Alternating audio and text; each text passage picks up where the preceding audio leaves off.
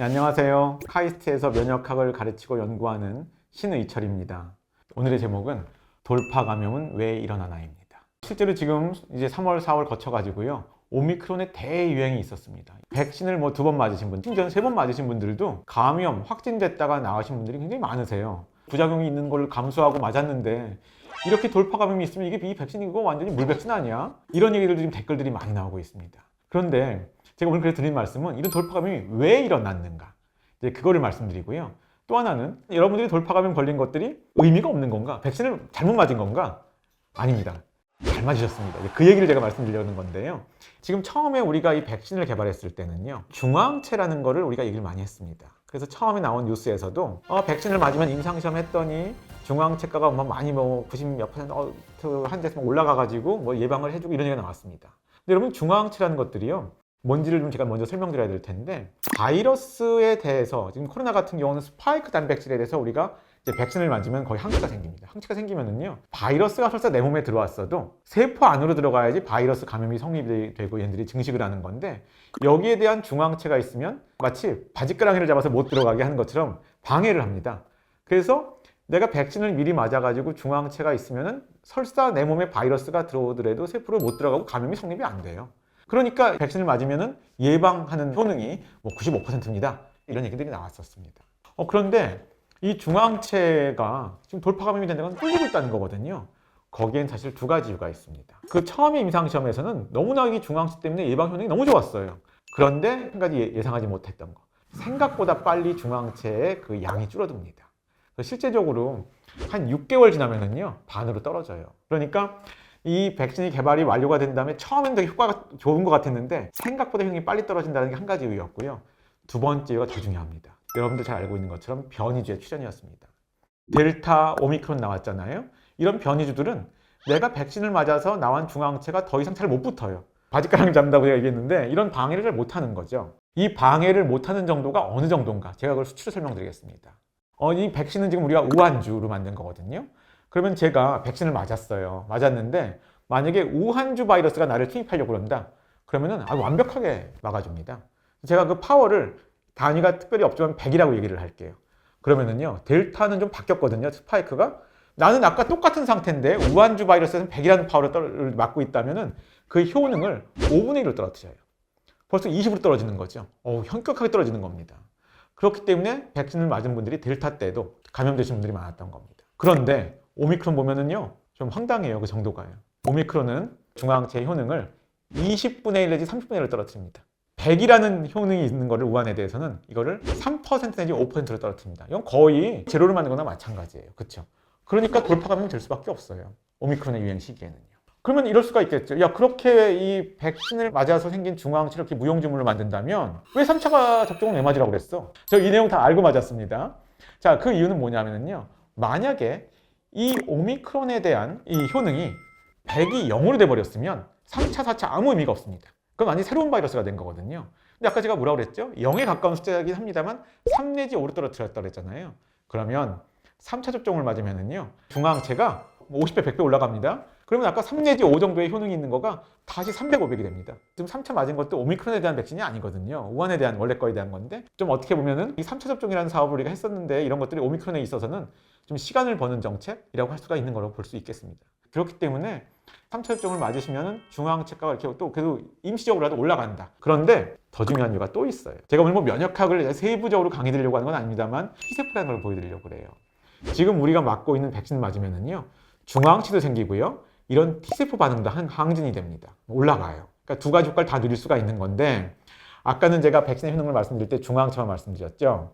근데 지금 T세포를 강조드리는데 중화항체는 세포 내부로 바이러스가 침입하지 못하게 막아준다고 그랬어요. 그런데 제가 T세포는 그냥 단언해서 얘기하면은요, 바이러스에 감염된 세포를 빨리빨리 찾아서 죽여준다, 제거해준다. 이렇게 말씀드릴 수 있을 것 같습니다. 금방 헷갈리시죠? 헷갈리시는데 바이러스에 감염된 세포는 원래 내 세포지만 바이러스에 감염된 이후부터는 바이러스를 만드는 공장이 돼버린 겁니다. 그렇기 때문에 그 공장을 빨리빨리 제거해주면은 내 세포 하나는 죽지만 바이러스가 더 이상 증식을 못하는 거죠. 그렇기 때문에 제가 아주 심플하게 말씀드리면은요, 중화항체는 바이러스에 감염되는 걸 막아주는 면역이고요. T세포 면역은요, 일단 감염은 되었을 때 빨리 회복하고 중증으로 안 가게 해주는 면역이다. 이렇게 말씀드릴 수가 있을 것 같습니다. 그러니까 만약에 어떤 분이 뭐 오미크론이나 뭐 델타나 이런 거에 돌파 감염이 되었을 때는 벌써 돌파 감염이 됐다는 건 무슨 뜻이에요? 그거는 중앙체가 뚫렸다는 얘기인 거죠. 하지만 이분들이 대개는 뭐 경증으로 넘어간다고 많이 나오잖아요. 뉴스에요. 그 이유는 여전히 T세포는 걔네들을 작동을 해주고 있다. 잡아주고 있다. 이렇게 말씀드릴 수 있을 것 같습니다. 그런데 이 순간에 머리를 빨리 돌리신 분들은 질문 하나 하실 것 같아요. 바이러스가 얼마나 영리한 애들인데 T세포로부터 도망갈 것 같아요. 그러면은 감염도 되고 중증도 사망하는 거 아니에요? 백신 맞아봤자? 이런 얘기를 하실 분이 계실 것 같아요. 그래서 그런 분들의 질문에 답을 하고자 최근에 저희 연구실에서 연구를 했습니다. 어떤 연구를 했냐면요. 파이자 백신을 2번 맞으신 분들, 3번 맞으신 분들을 체열을 했어요. 그런 다음에 백신 맞으신 분들의 그 항체가 오미크론 바이러스에 대해서 작동을 하는가 봤어요. 그랬더니 아까 제가 말씀드린 것처럼 20분의 1, 30분의 1의 수치니까 잘 작동을 못합니다. 그러니까 돌파 감염이 되는 거잖아요. 근데 저는 T세포를 봤어요.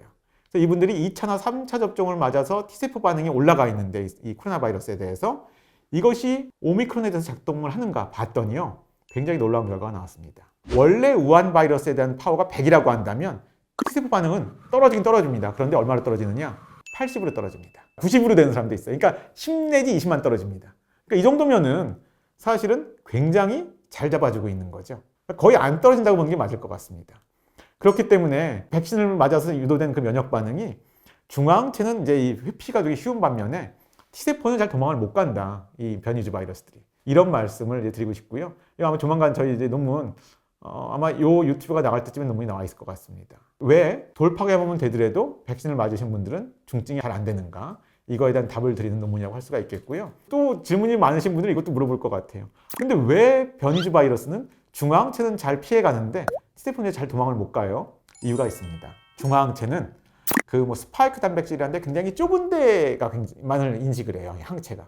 그러니까 바이러스 입장에서는 그 좁은 항체가 붙는 부위를 조금만 바꿔도 금방 도망을 갈 수가 있습니다. 그런데 T세포는 바이러스 입장에서 어느 한 군데를 좀 변이를 일으킨다고 해가지고 거기 도망갈 수가 없습니다. 저희가 이걸 어디 가서 좀 웃기게 표현할 때 제가 어떤 경찰의 눈을 피하는 지명수배를 당한 범인인데 이 경찰이 바보 같아가지고 저를 전체 모습을 보는 게 아니고 제 눈만 보는 거예요. 눈만 보고서 저 사람이 신해철인 거 아닌가만 보면은 제가 눈만 성형수를 살짝 하면은 그 경찰은 저를 못 알아봅니다. 이게 중앙체입니다. 근데 어떤 영리한 경찰은 저의 뭐 키부터 뭐 체형 뭐 심지어는 어디에 있는 점 모든 걸 다 본다면 제가 조금 성형한다고 그 경찰의 눈을 피하기 쉽지 않을 겁니다. 제가 지금 중앙체와 T세포에 대해서 말씀을 드렸어요. 그랬더니 저도 어디 가서 이런 질문을 드린 적이 있습니다. 중앙체가 없다가 생긴다는 거 이해가 된다. 백신을 맞아가지고요. 그런데 T세포는 없다가 백신 맞는다고 없던 세포가 생기는 거냐? 뭐 이런 얘기를 이제 질문 받은 경우가 있습니다. 근데 이제 그거는 이제 좀 복잡한 얘기가 있는데요. 우리는 태어날 때부터 신생아는 아무 백신을 안 맞아도요. T세포가 굉장히 많이 있습니다. 근데 그때 T세포는 영어로는 나이브 T셀이라고 그러고요. 한국말로는 번역이 좀 이상한데 처녀 T세포라고 합니다. 그러니까 어떤 경험을 하지 않은 T세포입니다. 근데 이런 경우에 이 신생아가 어떤 바이러스에 걸리거나 백신을 맞으면 그때 그 처녀 T세포로부터 이 바이러스 T세포에 반응하는 어떤 굉장히 효능 좋은 그 기업 T세포랑으로 바뀌어야 되는데 이게 바뀌는데 시간이 한 1주가 넘게 걸려요. 그러니까 반응이 굉장히 느린 거거든요. 근데 만약에 백신을 맞았거나 한번 이전에 감염이 되면 이미 이제 기억세포가 돼 있어가지고 그런 경우는 하루 만에 작동을 합니다. 그렇기 때문에 이 T세포가 원래는 누구나 가진 거지만 백신을 안 맞았거나 내가 맨 처음에 이 바이러스를 접하게 되면 그때는 일주일 정도의 시간이 걸린다. 그러니까 너무 늦다. 그렇기 때문에 우리 몸 보호 효과가 좀 약하다. 그런데 백신을 미리 맞거나 또는 한번 걸렸다 나왔을 때는 이 T세포가 딱 바이러스가 침입했을 때 하루 만에 작동을 할 수가 있다. 이렇기 때문에 우리가 이 T세포 면역은 중앙체라는 좀 다른 의미에서 백신과의 관계를 설명드린 거고요. 또 하나 우리 몸에는 T세포가 굉장히 많이 있는데 이 T세포가 다 종류별로 다릅니다. 무슨 얘기냐면은 독감 바이러스에 대한 T세포, 코로나 바이러스에 대한 T세포, 간염 바이러스에 대한 T세포. 이 바이러스 종류도 한두 가지가 아니겠죠. 이런 게 다 있습니다. 그렇기 때문에 처음엔 모든 것이 다 나이브로 있다가 천연 T세포 상태로 있다가 내가 백신을 맞거나 어떤 거에 한번 걸리게 되면 그 종류에 대한 하나씩이 이제 기억세포로 바뀌게 되는 거죠. 그렇기 때문에 우리가 코로나19 바이러스는 신종 바이러스잖아요. 이걸 처음 유행했을 때는 누구나 다 코로나19 바이러스에 대해 반응할 T세포는 가지고 있었지만 다 천여 T세포 상태로 가지고 있다가 이제 백신을 맞으면서 또는 감염이 되는 경험을 가지면서 재빨리 반응할 수 있는 기억세포로 바뀌게 되는 것이다. 이런 말씀을 드리고 싶습니다. 많은 분들이 여전히 이런 생각을 하실 것 같아요.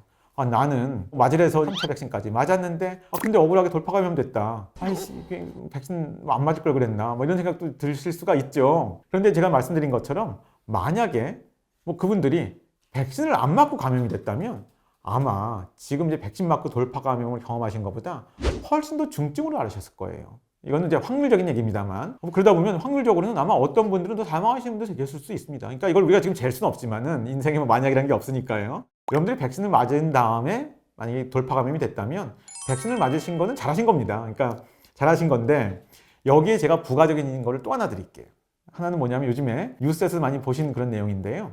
하이브리드 면역. 이게 뭐냐면은 외국에서 그런 사례가 많이 있었습니다. 어떤 사람은 한번 감염이 됐는데 그 후에 백신을 맞은 사람도 있고요. 또 어떤 분들은 백신을 맞았는데 돌파 감염이 된 사람도 있습니다. 또 어떤 분들은 뭐 백신만 맞은 사람들이 있죠. 다양한 사람들이 있는데 면역을 재보니까 감염의 경력과 백신 접종의 경력을 둘 다 가진 사람들, 이런 사람들이 면역이 가장 빵빵하다. 그래서 이것이 백신만으로 만들어진 면역도 아니고 감염만으로도 만들어진 면역이 아니기 때문에 하이브리드 면역, 요즘에 이런 얘기들이 좀 나오고 있는데요, 뉴스에서요. 이런 사람들이 뭐 슈퍼 면역을 가진다, 이런 뉴스가 나오기 때문에 여러분들께서 백신을 이제 맞으란다고 해서 3차까지 맞은 다음에 또 억울하게 돌파 또 걸렸어 하시는데, 아마 그렇게 3차까지 맞으시고 돌파 감염까지 겪으신 분들이 앞으로 이 코로나19 바이러스가 없어지지는 않을 텐데 좀 더 좋은 면역을 이번 기회에 확보하신 거다라고 말씀드리고요. 또 이렇게 말씀드렸다고 해가지고 3차 백신까지 맞으신 분들 또 일부러 또 코로나 바이러스 찾아서 다니시면 안 됩니다. 그렇지만 역시 어쨌든 피할 수 있으면 피하는 게 낫긴 난 거니까요. 그래서 돌파 감염되신 걸 너무 억울해 하실 필요는 없다, 이런 말씀을 드린 걸 이해하시면 될 것 같고요. 요즘에 또 이런 것도 있어요. 제가 말씀드린 하이브리드 면역을 가지신 분들이 너무 또 막 다닐까 봐 마스크도 안 쓰고, 정부에서는 그런 분들 슈퍼 면역은 없습니다, 뭐 이런 얘기를 막 합니다. 근데 제가 그분들의 마음도 이해합니다만 좀 더 정확히 얘기하면요, 이렇게 얘기할게요. 슈퍼 항체는 없는데 슈퍼 면역은 있다 라고 말씀드리겠습니다. 그러니까 왜 그러냐 하면은 새로운 변이가 나오면 여러분들이 돌파 감염까지 해서 생긴 빵빵한 면역이라 하더라도 중화항체는 또 금방 새로운 변이가 도망갈 수 있는데 T세포는 제가 도망 못 간다고 그랬잖아요. 그러다 보니까 슈퍼 항체는 없을지언정 슈퍼 T세포 반응은 있을 수가 있으니까 제가 슈퍼 면역 정도는 있다고 말씀을 드리겠습니다. 또 하나 여기서 말씀드릴 게 또 하나 있습니다.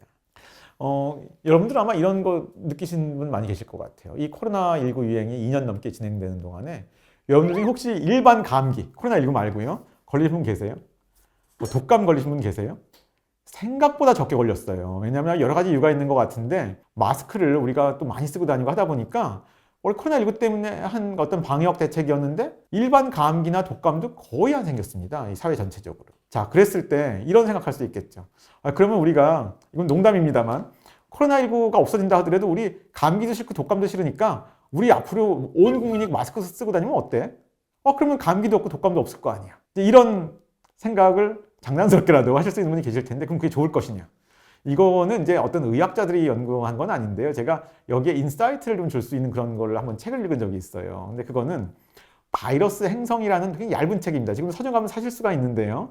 이 책은 뭐 칼 짐머라는 그런 이제 칼럼니스트가, 과학 칼럼니스트가 쓴 책인데, 이거는 놀랍게도요, 10년 전에 나온 책이에요. 코로나19 때문에 쓴 책이 아닙니다. 근데 제목이 바이러스 행성이에요. 근데 거기에 챕터 제목이 각각의 바이러스입니다. 뭐 에볼라 바이러스, 독감 바이러스 이런데, 거기에 챕터 중에 하나가 감기 바이러스입니다. 근데 여러분들 감기 바이러스의 맨 끝에 나와 있는 말이 뭔지 아세요? 놀랍게도 감기 때문에 죽는 사람은 없잖아요. 그러니까 거기 뭐라고 되어 있냐면은, 감기는 어쩌면 우리가 자꾸 이렇게 걸리는 거는 우리 면역계를 적당히 훈련시키고 있는 건지도 모른다, 그런 얘기 나옵니다. 그러니까 그 얘기는 뭐냐면은, 코로나19는 그렇게 일부러 걸릴 바이러스는 아니지만은 여러분들 감기를 일으키는 코로나 바이러스들도 심지어 있어요.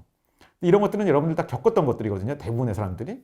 이런 것들이 조금이라도 또 코로나19 바이러스에 대한 어떤 면역력 이런 거를 좀 하는데도 좀 우리가 서로 알게 모르게 영향을 주고 있는 걸지도 모릅니다. 그래서 이런 것들도 연구가 좀 되고 있습니다. 뭐 이런 어떻게 보면 재미있는 면역학적인 어떤 이런 얘기거리들도 이런 상황 속에 많다, 이런 말씀을 드리면서 오늘 이야기를 마치도록 하겠습니다.